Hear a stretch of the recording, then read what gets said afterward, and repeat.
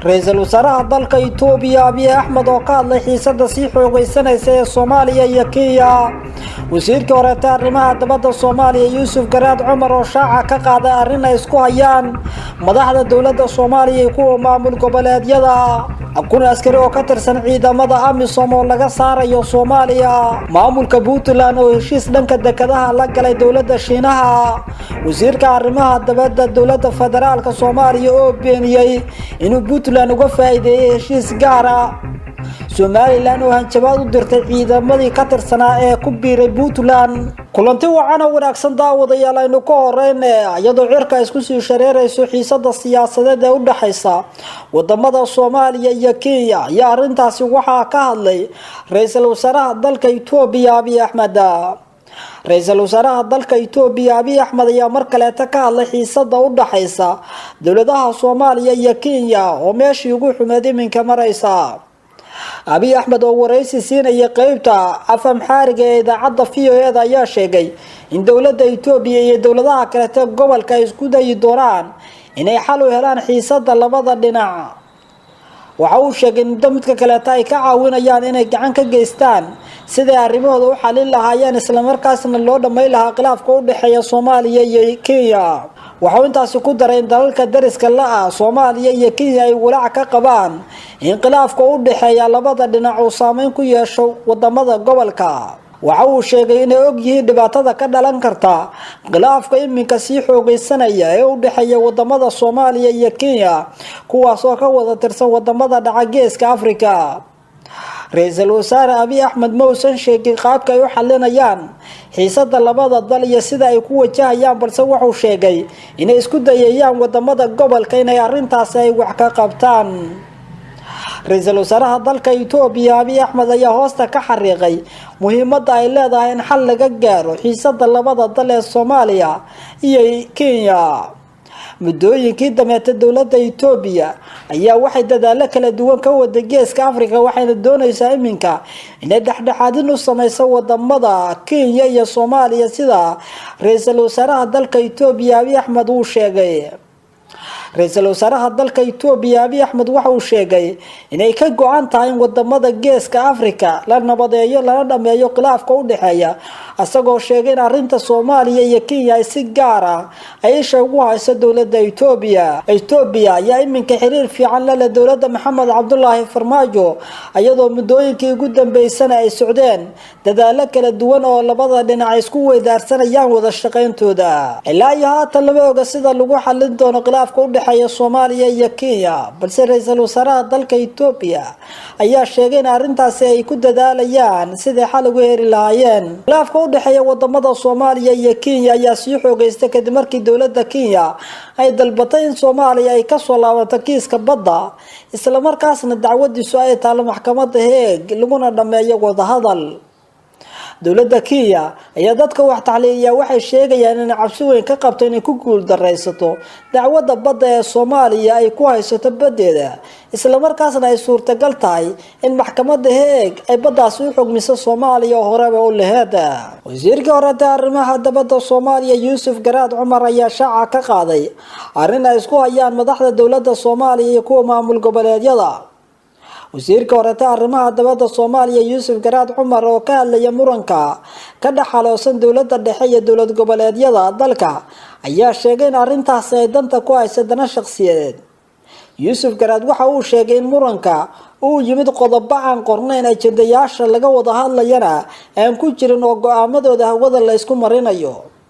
Garaad ayaa sidoo kale waxa uu dhaleelay qoraalada ka soo baxa maamul goboleedyada ee ku qoran afka qalaad asagoo xusay inuu jiro tuul la xiriira iyo sidoo kale damaca la xiriira sidii doorashada loogu shuma lahaa marka la gaaro 2020 xilligaas oo la filayo in la soo xulo xildhibaanada dooranaya madaxweynaha muranka dawladda federaalka Soomaaliya iyo maamul goboleedyada ayaa waxa kamid ah qodobo aan qornayn ajendayaasha wada hadalka iyo mowqifyada hawada la isku marinayo ee qaarkood ay ku qoran yihiin afka ajaanibka laguna dacweynayo wadamada heshiiye ayuu yiri Yuusuf Garaad Cumar war uu soo dhigay bartiisa Facebook waxa uu intaas ku daray maamul goboleedyada iyo dawladda dhexe qolada kale ay ka shakaysan tahay loona kala cararayo ku shubashada xildhibaanada baarlamaanka ee sanadka 2020 yuusuf garaad cumar ayaa inta badan taxliiliya arrimaha Soomaaliya iyo siyaasadeeda asagoo muddooyinkii dabeetana si gaar ah isha ugu hayay dhaqdhaqaaqyada maamul goboleedyada iyo dowladda dhexe. Soomaaliya ayaa waxaa ragaadiyay khilaafka u dhaxeeya madaxda maamul goboleedyada iyo dowladda dhexe, waxaana muddooyinkii dambe cirka isku sii shareerayay wada shaqayn la'aanta labada dhinac. Dowladda federaalka Soomaaliya ayaa ku guuldareysatay isku dayo badan oo ay ku sameyseen madaxda maamul goboleedyada ay kula heshiiso, iyadoo iminka ay muuqato siyaasadda maamul goboleedyada iyo dowladda dhexe teeda aysan isku waafaqsanayn xal loo waayay. madaxda maamul goboleedyada qaarkood ayaa u dagwarsaday wadamo hesheeya halkaas oo ay kulamo kala duwan iyo heshiisyo gaar ah ku galeen. madaxda dowladda Soomaaliya ayaa iyadu isku qabtay inay tahay wadada kaliya ee loo marayo arrimaha heshiiska iyo sidoo kale waxyaabaha la xiriira heshiisyada lala gelayo wadamada caalamka, halka maamul goboleedyada qaarkoodna ay isku maleynayaan in ayaguna qayb ka yihiin dadka heshiisyada la gelaya wadamada hesheeye. Soomaaliya dhibaatooyinka badan ee ka jira iminka waxaa qayb weyn ka ah federaalka oo aysan dadku si weyn u fahansaneen, isla markaasna madaxda maamul goboleedyada iyo sidoo kale kuwa dowladda Soomaaliya ay u muuqdaan inay yihiin kuwa ku guuldareysanaya hogaaminta dadka Soomaalida. kuna askari oo ka tirsan ciidamada AMISOM ayaa laga saarayaa Soomaaliya. golaha ammaanka qaramada midoobay ayaa isku raacay in Soomaaliya laga saaro kuna askari oo kamid ah ciidamada AMISOM ee ka howlgala Soomaaliya 10 sano ee ugu dambeysana ka shaqeynaya gudaha Soomaaliya. kulan ay yeesheen jimcihii golaha ammaanku ayay waxay sheegeen inay muhiim tahay si degdeg ah loo dhimo ciidamada AMISOM, isla markaasna sare loo qaado sidii tababaro loo sii lahaa ciidamada xoogga dalka Soomaaliya. qorshaha lagu dhimayo ciidamada AMISOM ayaa waxaa soo jeedisay dowladda UK oo sheegtay in loo baahan yahay in tirada ciidamada AMISOM ee ku sugan Soomaaliya hoos loo dhigo. ciidamada AMISOM ee militariga ayaa lagu wadaa in la gaarsiiyo ilaa 19,626 askari, isla markaasna waxaa lagu wadaa in la kordhiyo booliska AMISOM oo la gaarsiiyo 1,040 askari oo boolisa. golaha ammaanka qaramada midoobay ayaa sidoo kale waxay sheegeen inay walwal badan ka qabaan weerarada al-shabaab ay ka geysanayaan Soomaaliya, isla markaasna arintaas ay sii kordhayso cabsi weyn oo dhanka ammaanka ay Soomaaliya ka jirto. ciidamada AMISOM oo 10 sano ugu dambeysay ka howlgalaya Soomaaliya ayaa waxay dagaal xooggan la galeen al-shabaab walow muddooyinkii dabeete ay muuqdeen kuwa ku soo kaalay difaacooda goobaha ay joogaan. dowladda federaalka Soomaaliya ee uu hogaaminayo Maxamed Cabdullaahi Farmaajo ayaa hore u sheegtay in muddo 1 sano gudahooda ay dalka kaga xoreyn doonto al-shabaab, balse waxaa muuqata in iminka ay ku sii dhowdahay muddo 3 sano aan la qaadin tillaabooyin wax ku ool ah. AMISOM ayaa waxa ay qaadataa mushaar ka badan ciidamada Soomaalida, iyadoo taasina ay muujinayso in aysan haddana jirin howlgalo lixaad leh oo Soomaaliya xasiloonideeda lagu soo celinayo. dowladda federaalka Soomaaliya ayaa iminka ku dadaalaysa inay tababar helaan ciidamada qaranku si ammaanka guud ee dalka ay loo wareegaan. qaramada midoobay ayaa dhiirigelinaysa tababarada iyo sidii kor loogu soo qaadi lahaa tayada ciidamada qaranka si ammaanka guud ee Soomaaliya looga maarmo ciidamada AMISOM Soomaaliduna ammaankooda ay la wareegaan. Soomaaliya ayaa tan iyo burburkii kadib waxa iminka ay fooda saaraysaa sida u yeelan lahayd ciidamo qaran kuwaas oo soo celiya guud ahaanba xasiloonida Soomaaliya. dhibaatada iyo sidoo kale burburka ku yimid Soomaaliya ayaa sababay in gabi ahaanba la waayay ciidamadii qaranka ee mar kamid ah libaaxyada Afrika, isla markaasna ah ciidamada ugu awoodda badan qaaradda Afrika. iminka waxaa muuqanaysa in ciidamada AMISOM ay bilaabanayso ka bixitaankoodii Soomaaliya, isla markaasna 1,000 askari oo ugu horeeyay laga saari doono Soomaaliya sida qaramada midoobay isku raaceen. waxyaabaha ugu muhiimsan ee ciidamada AMISOM looga baahnaa ayaa waxay ahayd in sanadka 2020 ay Soomaaliya wax ka gaarsiiyaan doorasho qof iyo cod ah, isla markaasna la xoreeyo goobaha ka maqan gacanta dowladda. ciidamada AMISOM ayaa 2 sano ugu dambeysay qaadan howlgalo ballaaran oo lagu xoreynayo deegaanada ka maqan gacanta dowladda, isla markaasna ma aysan jirin deegaano iyo sidoo kale gobollo muhiim ah oo ay ciidamada AMISOM ay gacanta ku dhigeen. dowladda federaalka Soomaaliya ayaa sidoo kale waxay helaysaa tababaro heer caalami ah oo la siinayo ciidamada qaranka kuwaas oo qaarkood ay bixinaysa dowladda Turkiga. Soomaaliya dhismaha ciidamada qaranku ayaa waxay tahay muhiimada koobaad ee iminka la siinayo inay Soomaaliya yeelato ciidamo ka shaqeeya ammaankeeda iyo difaaca qarannimada Soomaaliya. Dowladda federaalka Soomaaliya iyo dowlad goboleedyada ayaa dhowr jeer hore ka shiray sidii ciidamo qaran loo dhisi lahaa inkastoo heshiisyadii la wada galay qaarkood ay fuli waayeen. Dadka wax tacliiliya waxay sheegayaan in hoos u dhigitaanka ciidamada AMISOM iyo kordhinta tayada ciidamada Soomaaliya ay wadada u xaari karto in Soomaaliya ammaankeeda iyadoo isku filnaato. Maamulka Puntland ayaa heshiis la galay dowladda Shiinaha la xiriira dhanka dekedaha. madaxweynaha Puntland Said Abdullahi Deni iyo wafdi ballaaran oo hogaaminayo oo safar shaqo ku jooga wadanka Shiinaha ayaa magaalada Beijing kulan kula qaatay madaxda ugu sareysa shirkadda Shiinaha ee Civil Engineering Construction Corporation Ltd. shirkaddan oo xarunteedu tahay magaalada Beijing ee dalka Shiinaha ayaa ugu horeynba waxa ay dhistay garoonka diyaaradaha magaalada Boosaaso. haddana waxay Puntland ka wadaa mashaariic horumarineed oo ay ugu horeysa garoonka diyaaradaha magaalada Gaalkacyo iyo wadada Eyl iyo Dangoroyo ee gobolka Nugaal.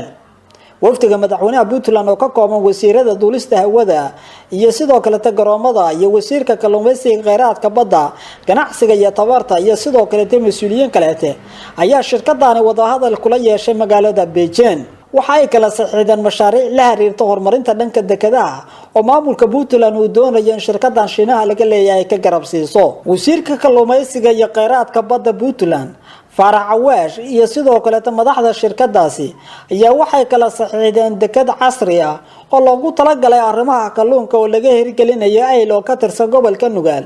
isla markaasna lagu horumarinayo ka faa'iideysiga kheyraadka badda, korna loogu qaadayo shaqo abuurka iyo dhaqaalaha deegaanada maamulka Puntland si loogu xoojiyo xidhiidhada ganacsi ee maamul goboleedka Puntland.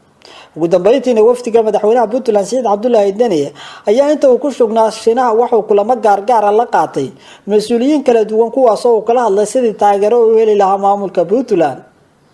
maamulka Puntland ayaa kamid ah dadka inta badan wadamada caalamka xiriirka la sameeya, isla markaasna la sheego in qarannimada Soomaaliya arintaas ay wax u dhabayso. dhanka kale tan wasiirka arrimaha dibadda Soomaaliya ayaa beeniyay inuu wax looga ku lahaa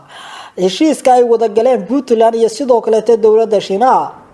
saacadii ugu dambeysay waxa soo baxaysay warqad u muuqatay inuu qoray wasiirka arrimaha dibadda taasoo si gaar ah loogu dilay dowladda Shiinaha loona diray in Shiinuhu heshiis la gali karo maamulka Puntland. Axmed Ciise Cawad ayaa warqad uu soo saaray wuxuu sidoo kale uu ku sheegay inuu soo wax looga ku lahayn arintaas, isla markaasna uusan dowladda Shiinaha kala hadlin in Puntland la galaan heshiis gaar ah. warqadda uu hore u qoray wasiirka arrimaha dibadda Soomaaliya ee lagu eedeeyay inuu Puntland uga faa'iideeyay heshiis gaar ah ayaa waxay ku taariikhisnaa 7 May, waxaana sida muuqata wasiir Cawad uu dowladda Shiinaha u diray in Soomaaliya raali ka tahay in heshiis la gasho maamulka Puntland. iminka oo arintaas ay baraha bulshada qabsatay, wasiirka arrimaha dibadda war uu soo saaray ayuu ku beeniyay inuu wax luga arintaas uusan ku lahayn.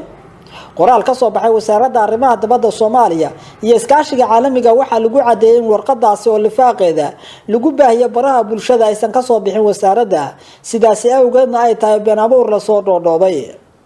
wasiirka arrimaha dibadda Soomaaliya ayaa saacadii ugu dambeysay baraha bulshada lagu hadalay asagoo arintaasina ay la xiriirtay kadib markii la arkay warqad uu hore ugu qoray dowladda Shiinaha oo kala hadlay in Puntland heshiis gaar ah ay la gasho. dowladda madaxweyne Maxamed Cabdullaahi Farmaajo ayaa hore u sheegtay in Soomaaliya ka noqon doonin in maamul goboleedyadu ay heshiis la galaan dowladaha caalamka, arintaasna ay kaliya oo gali karto wasaaradda arrimaha dibadda iyo madaxda sare ee dowladda Soomaaliya.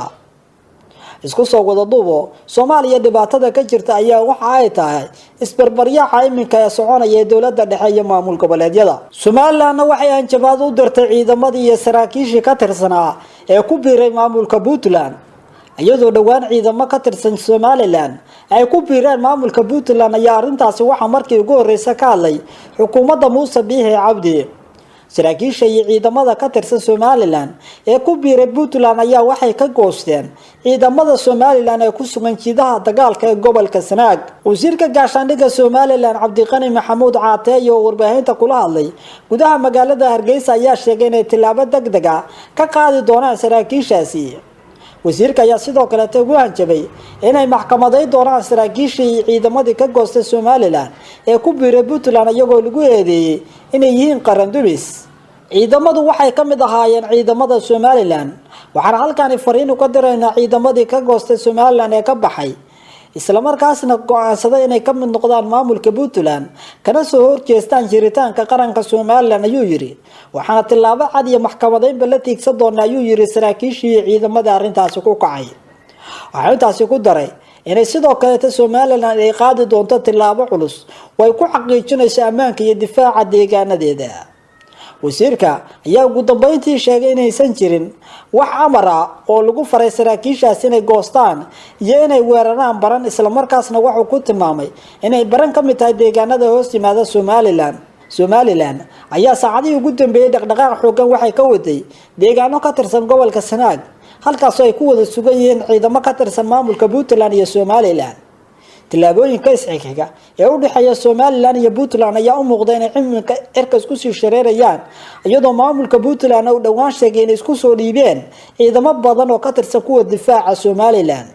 Somaliland ayaa sheegtay inay ka go'an tahay in marka ay qaado tilaabo walba oo ay ku xaqiijinayso ammaanka kuna soo celinayso nabadgelyada deegaanada xuduudka la leh Somaliland iyo Puntland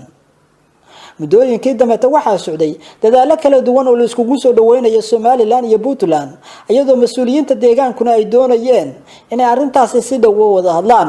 dhanka Galmudug hadaan ogaanana wasiir ka tirsan Galmudug ayaa ka badbaaday shil gaari oo ay ku dhaawacmeen ilaaladiisu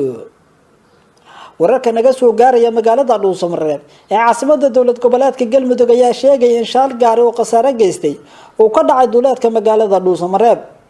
sida ay xaqiijiyeen mas'uuliyiin ka tirsan dowlad goboleedka Galmudug gaadiidka ayaa rugmaday waxaana saaraa wasiirka amniga dowlad goboleedka Galmudug Saadiq Sheekh Yuusuf waxaana ku dhaawacmay qaar ka mid ah ilaaladiisa wasiir Saadiq ayaa la sheegay inuu caafimaad qabo qaar ka mid ah askartiisuna ay halkaas dhaawacyo daran ay ka soo gaareen dhaawacyada ayaa la gaarsiiyay magaalada Dhuusamareeb sida ay sheegeen qaar ka mid ah dadka ku sugan magaalada Dhuusamareeb wasiirka ayaa xilliga uu shirka gaarayay waxa uu kormeer ku tagay ciidamo ka tirsan maamulka Galmudug oo saldhig ku leh duleedka magaalada Dhuusamareeb halkaas oo uu shilka ku galay